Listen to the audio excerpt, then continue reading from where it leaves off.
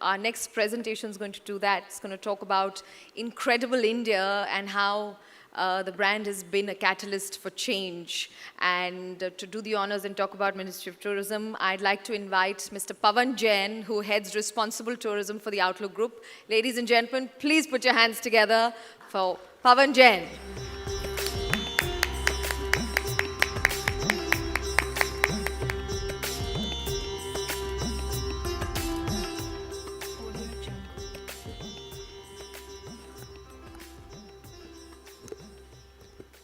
Hello, good evening everyone. I am here to make a presentation on behalf of Ministry of Tourism, Government of India, highlighting various initiatives taken by them in the space of responsible tourism. This has been put together by Outlook Responsible Tourism Initiative as part of our ongoing efforts in getting the information together for all the stakeholders in the industry. Considering we are at the fag end of the day, I will not be taking much of your time, and the presentation is aptly titled 10 minutes, 10 slides.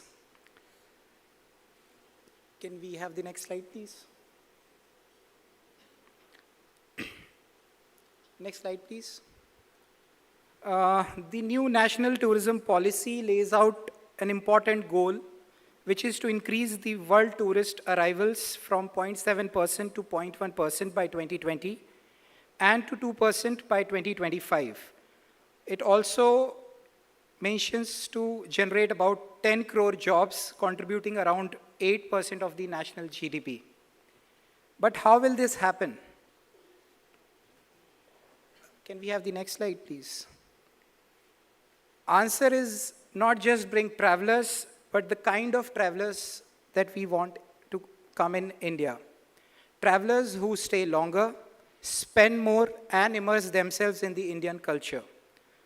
The National Tourism Policy by the Ministry of Tourism suggests different ways to achieve this, which are highlighted as below, that bring year-round visits rather than seasonal tourists, disperse the tourists across destination rather than focusing on few destinations, increase the length of the stay of the tourists, and increasing the repeat visits of the tourists. But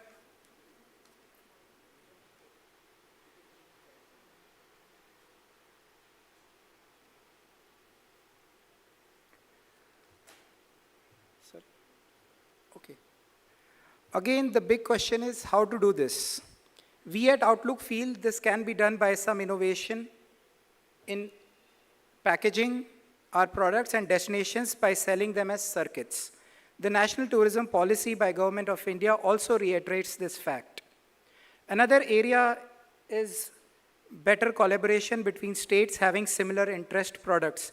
For example, Himalayan tours or adventure packages could be synergized together by the hill states of Jammu and Kashmir, Himachal, and Uttarakhand. Buddhist circuits can be developed with better coordination between states like UP, Bihar, and Odisha. Advantage of packaging destination into circuits is that travelers is not only interested in one particular attraction or state, but he visits the entire circuit. This is one of the ways to achieve the objective that we just mentioned. Excellent example of this is by UP Tourism, who have developed and marketed Heritage Arc for the people who were visiting Taj Mahal, so that they also explore the heritage cities of Lucknow and Banaras.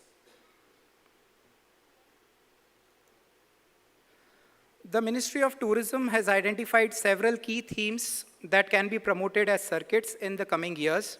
And we at Outlook have listed out a couple of examples which are doing excellent work in their respective space.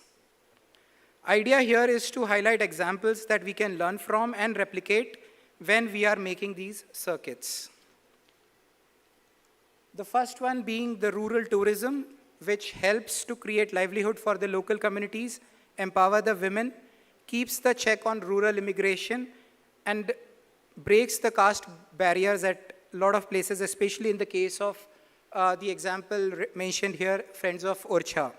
Another examples we're doing great work is Grassroots in Maharashtra, RT's mission in Kerala, and Village Ways in Uttarakhand, the presentation of which we just saw some time back. Next area is the culinary trails Food reveals a lot about culture. Culinary trails or circuits can do wonders if developed properly, especially in the diverse countries like ours. Few examples in this space are highlighted here. Delhi Heritage Walks conducted by Sohail Hashmiji. Kepepio in Assam, they give exclusive experience of foraging in forests and making culinary treats out of them.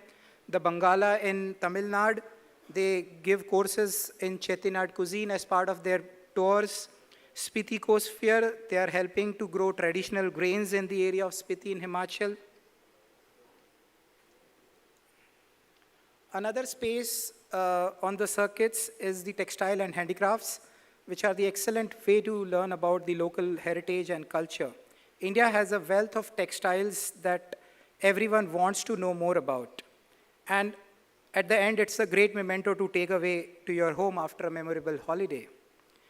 A few examples which we have listed are Blue Yonder in Kerala. They are doing a great work in engaging the local musicians that give amazing and inspiring experience to the guests.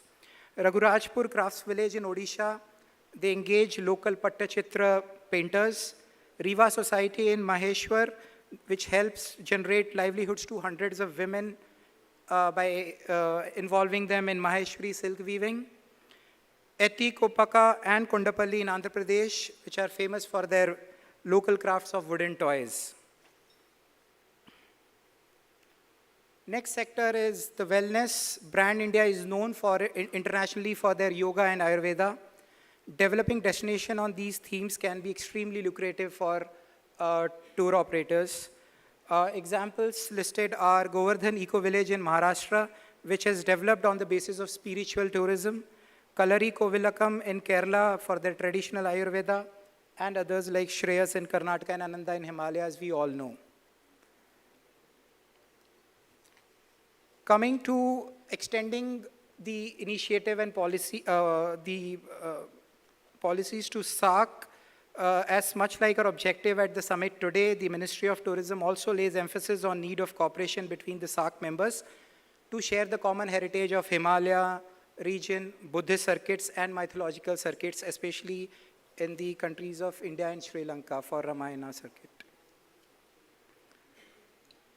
Ending it with highlighting few initiatives which MOT has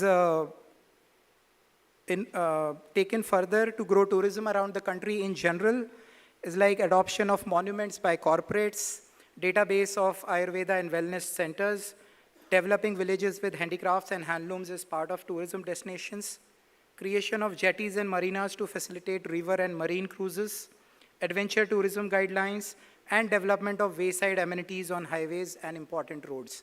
I believe with all this, there are a lot of key takeaways which we all can take and take the tourism in a much more responsible manner. I thank you for your time.